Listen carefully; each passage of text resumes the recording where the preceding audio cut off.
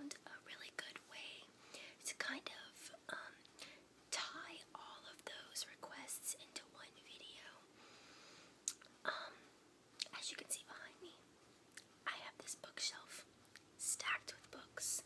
There are 1, 2, 3, and one up top, 4 shelves full of children's books that I've had since I was a little kid.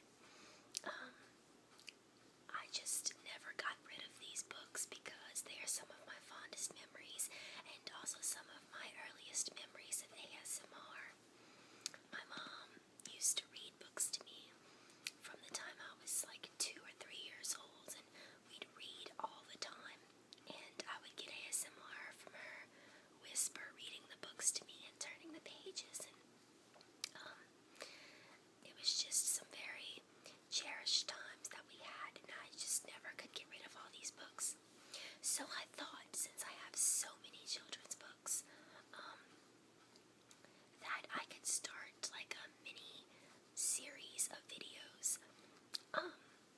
What I thought I could do is every week or every 2 weeks, I don't know how often it'll be, but it'll definitely be more than one video with this theme. It won't just be this one video. I'll do many videos like this where I will select 2 of my favorite books from the shelf, and I will whisper read one of the books to you, and then I will softly spoken read the other book to you, and I will do some closely whispering and closely soft speaking, and some further away, panning in and out as I go through the books. That way everyone can get their fill and fix of the type of video they want to see, whether it be close-up, whispering, or softly speaking. So I'm going to try out this type of video today, and you guys let me know what you think. Let me know if you think I should do a series of this where I'll do a video like this every so often, to keep you guys happy with the whispering and softly speaking type videos. And then as I make these videos, I will definitely still do like sound videos and role plays, but this can help with people's requests for whispering and softly spoken videos. So let me know what you guys think, and make sure to like my Facebook page. It's always in the description. And I'm just gonna get started with the books for today's video. The 2 books I selected for today are Bunnies by Catherine Lasky, illustrated by Marilyn Hafner.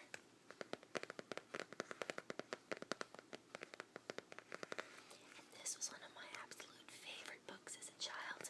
Some of you might know it, some of you might not. I don't know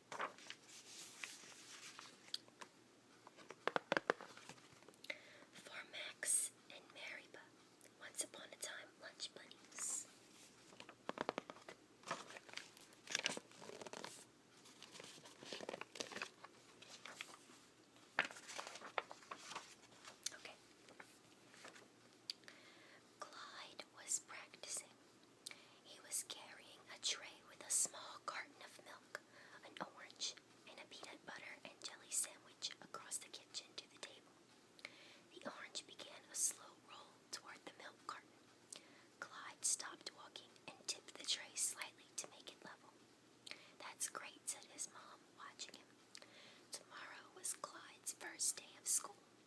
He was ready to learn how to read and ready to learn how to write, but he was not ready for lunch.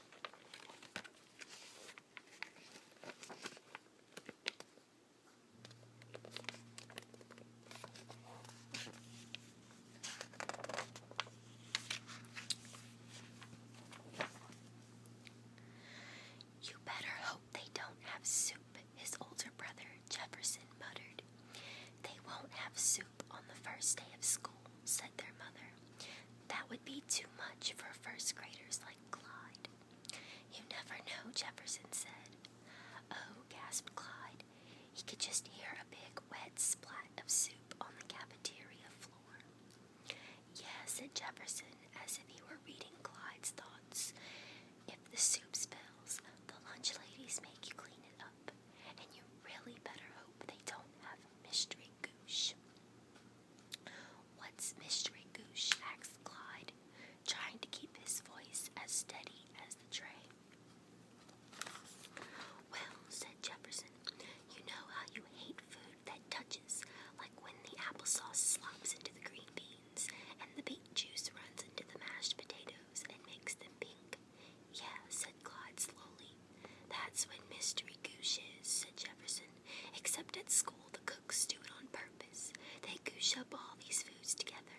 Peas, carrots, a little yogurt, some cottage cheese for good measure, and you have to eat every bite.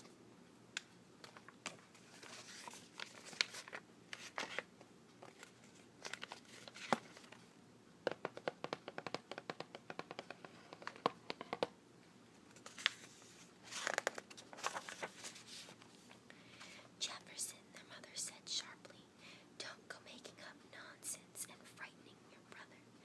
It's not nonsense, Mom, and mystery goosh is frightening. It's yuck. Mystery goosh. Clyde hadn't heard about this, but he had heard about the lunch ladies, Gloria and old Mrs. Twig and Frances. They were very large and very bristly. They had scratchy voices and yelled at anyone who didn't finish his lunch or was too noisy. Lunch was beginning to sound horrible. When Clyde went to bed, he said to his mother, we should have practiced with soup. Don't worry, you'll do just fine, his mom said. But what if? Clyde swallowed hard. What if what? His mom asked. What if no one wants to eat lunch with me? He whispered. Don't be silly, Clyde. You'll make friends.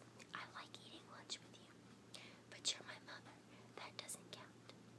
Well, even if I weren't, I'd still want to eat lunch with you. Clyde tried to imagine her short and eating lunch in a school cafeteria. It was hard.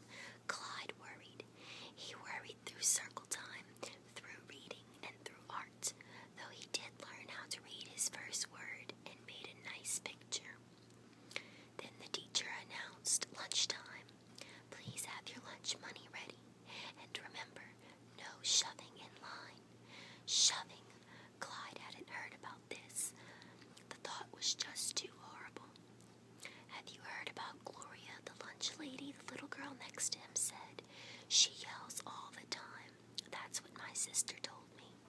No, said another boy. That's Mrs. Twig. She's hard of hearing.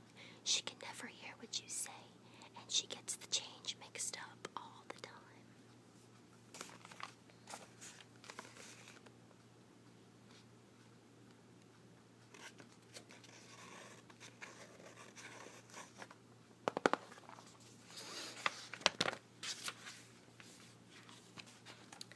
What's for lunch? Clyde said softly. There was no answer from anyone. Then a very small voice said, I sure hope it's not soup. Or mystery goose, said Clyde. I wish Jello. Clyde decided right then to stand in line next to the girl who wished for Jello. Her name was Rosemary. Clyde's class marched single file down the stairs, along with the other grades. Everybody looked bigger and more ready for lunch than Clyde would ever be. Clyde suddenly wished he could skip lunch completely. I have a stomachache, he whispered, but no one heard him.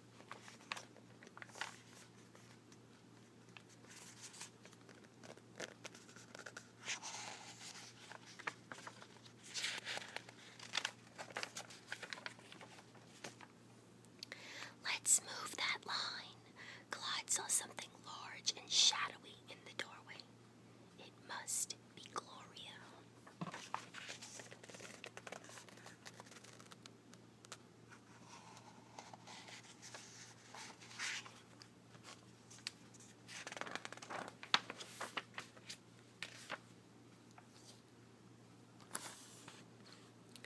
Clyde had a close-up look. Gloria was big and lumpy. She wore a spidery hairnet and had big, tufty eyebrows. Both hands on the tray, she said, turning towards Clyde. Oh, you must be Jefferson's little brother. You look just like him. What's your name? Clyde. What's that? I can't hear you, she said. Her voice was large. Clyde. What? Right here, Sonny. And this time she bent over and pulled him toward her ear. Clyde. What a nice name. It rhymes with slide, and that's what you have to do. Slide the tray along the counter, okay? Clyde, slide, she chuckled. Okay, Clyde said.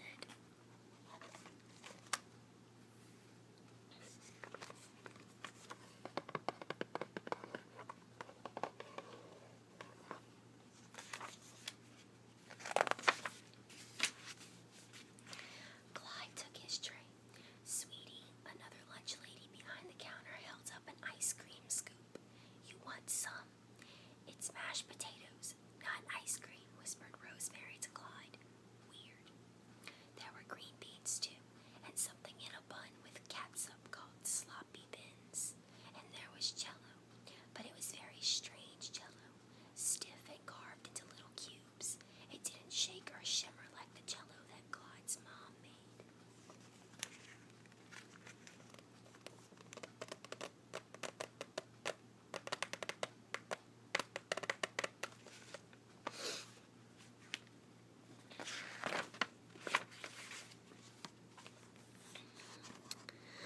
Finally, they came to Mrs. Twig, the money lady. She seemed very old. Clyde was worried. Would she be able to see his money? Rosemary gave old Mrs. Twig her money. She did it perfectly and was now heading toward a lunch table for first and second graders. It was Clyde's turn. I have the exact change, he said in a loud, clear voice. Thank you, Sonny. Mrs. Twig nodded and smiled. Now for the last hard part, to pick up his tray and carry it to the table. He could see Rosemary ahead of him. Oh dear, he thought. There was some spilled juice on the floor, and she was heading right for it. Suddenly, he saw her skid.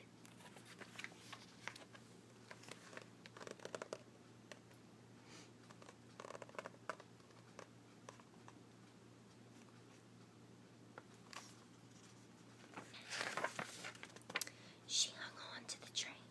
Clyde felt his breath freeze. The dish of Jello went flying off. The little ruby red cubes of Jello were spinning through the air. They bounced off the floor in boing boing jumps before they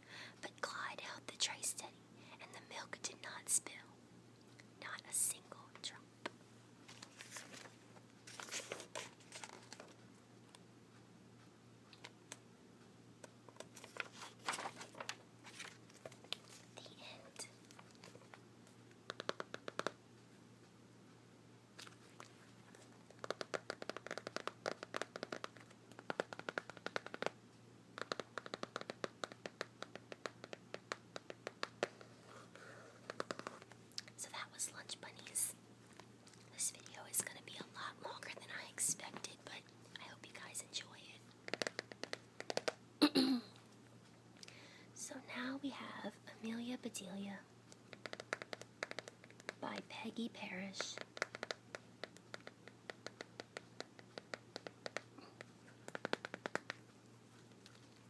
And I think a lot more of you will know this book. I know it's really popular in America. Let me know if it's popular in other countries as well. Okay. I got this book in 1999. Amelia Bedelia. These pages are more smooth and they're more smooth than papery, I guess you could say.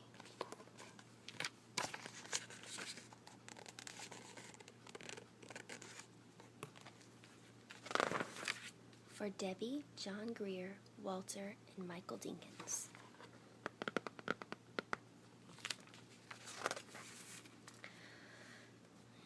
Oh, Amelia Bedelia, your first day of work, and I can't be here, but I made a list for you. You do just what the list says, said Mr. Rogers. Mr. Rogers got into the car with Mr. Rogers. They drove away. I think I said Mr., but it was Mrs. Rogers.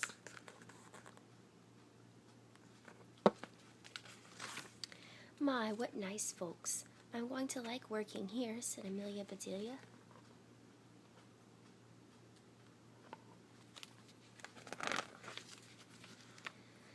Amelia Bedelia went inside. Such a grand house. These must be rich folks. But I must get to work. Here I stand just looking, and me with a whole list of things to do. Amelia Bedelia stood there a minute longer. I think I'll make a surprise for them. I'll make lemon meringue pie. I do make good pies.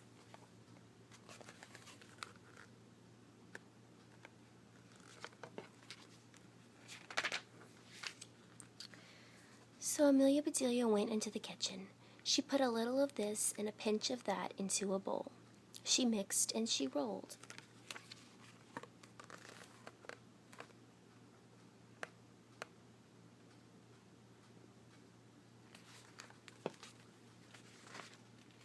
Soon her pie was ready to go into the oven. There, said Amelia Bedelia, that's done.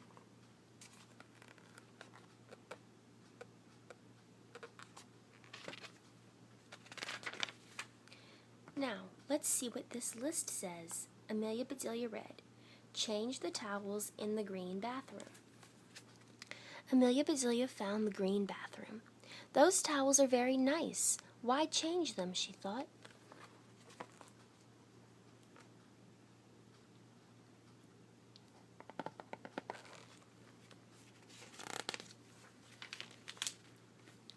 Then Amelia Bedelia remembered what Mrs. Rogers had said. She must do just what the list told her. Well, all right, said Amelia Bedelia.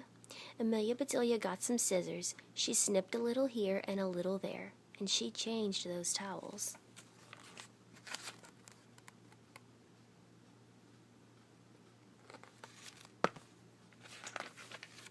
There, said Amelia Bedelia. She looked at her list again. Dust the furniture. Did you ever hear tell of such a silly thing? At my house, we undust the furniture, but to each his own way. Amelia Bedelia took one last look at the bathroom. She saw a big box with the words dusting powder on it.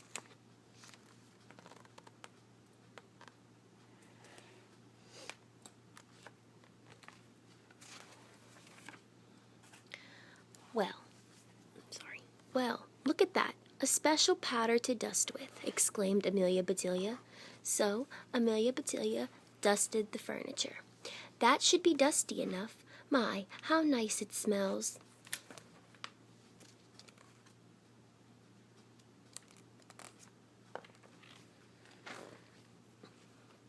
Draw the drapes when the sun comes in, read Amelia Bedelia. She looked up. The sun was coming in. Amelia Bedelia looked at the list again. Draw the drapes. That's what it says. I'm not much of a hand at drawing, but I'll try.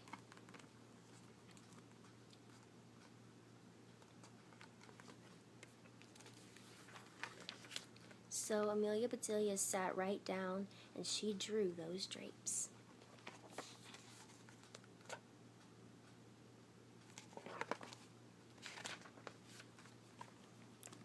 Amelia Bedelia marked off about the drapes. Now what? Put the lights out when you finish in the living room. Amelia Bedelia thought about this a minute. She switched off the lights, then she carefully unscrewed each bulb.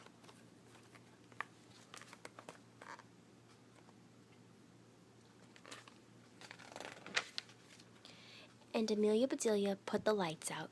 So those things need to be aired out too, just like pillows and babies. Oh, I do have a lot to learn.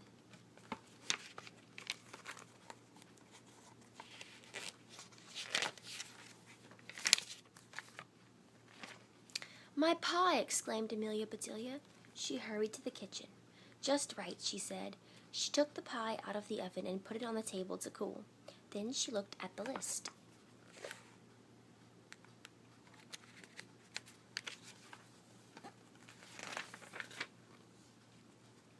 Measure 2 cups of rice. That's next, said Amelia Bedelia. Amelia Bedelia found 2 cups. She filled them with rice, and Amelia Bedelia measured that rice.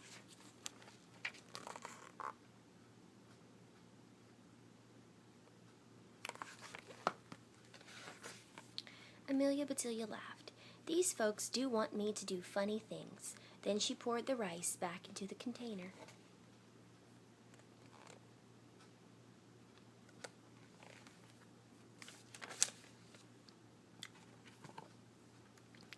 The meat market will deliver a steak and a chicken.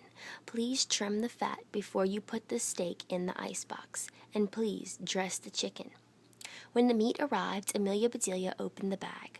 She looked at the steak for a long time. Yes, she said, that will do nicely.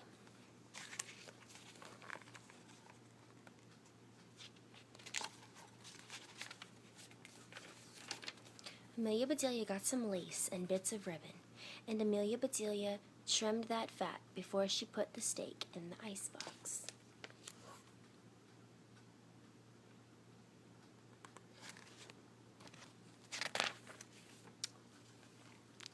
Now I must dress the chicken. I wonder if she wants a he chicken or a she chicken, said Amelia Bedelia. Amelia Bedelia went right to work. Soon the chicken was finished.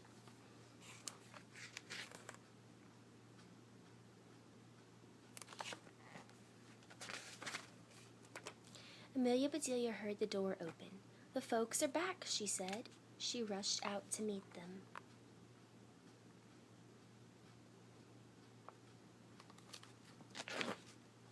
Amelia Bedelia, why are all the light bulbs outside? Asked Mr. Rogers.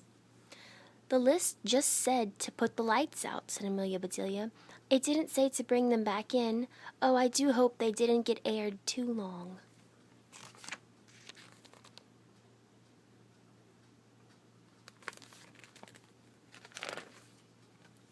Amelia Bedelia, the sun will fade the furniture. I asked you to draw the drapes, said Mrs. Rogers. I did. See, said Amelia Bedelia. She held up her picture.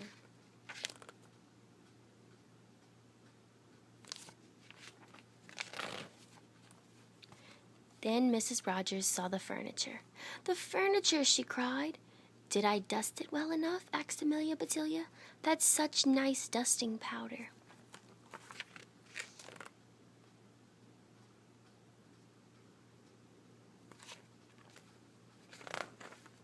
Mr. Rogers went to wash his hands. I say, he called, these are very unusual towels. Mrs. Rogers dashed into the bathroom. Oh, my best towels, she said. Didn't I change them enough? Asked Amelia Bedelia.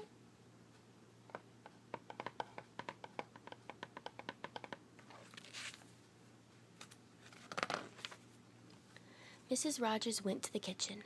I'll cook the dinner. Where is the rice I asked you to measure? I put it back in the container, but I remember. It measured 4.5 inches, said Amelia Bedelia.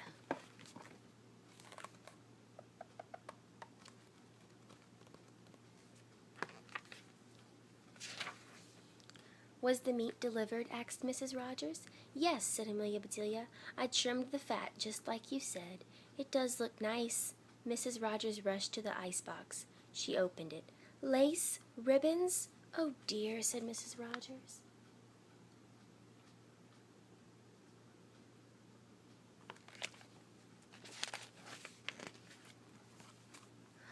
"The chicken? You dressed the chicken?" asked Mrs. Rogers. "Yes, and I found the nicest box to put him in," said Amelia Bedelia. "Box?" exclaimed Mrs. Rogers. Mrs. Rogers hurried over to the box. She lifted the lid. There lay the chicken, and he was just as dressed as he could be.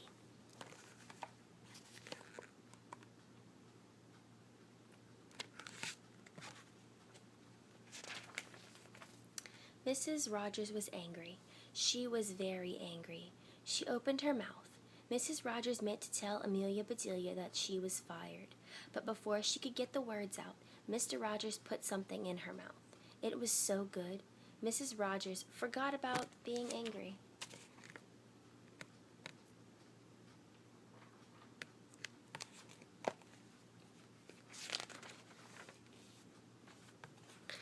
"Lemon meringue pie?" she exclaimed. "I made it to surprise you," said Amelia Bedelia happily. So right then and there, Mr. and Mrs. Rogers decided that Amelia Bedelia must stay. And so she did. Mrs. Rogers learned to say undust the furniture, unlight the lights, close the drapes, and things like that. Mr. Rogers didn't care if Amelia Bedelia trimmed all of his steaks with lace.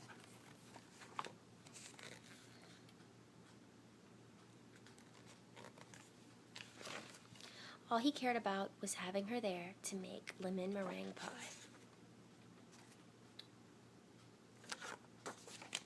The end.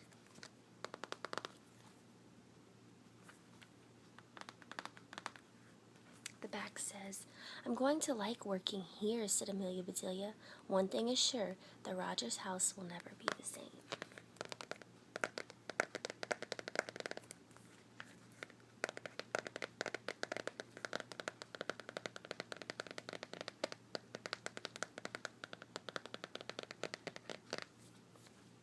Okay, so this video came out a lot longer than I expected it to be, but please let me know if you enjoyed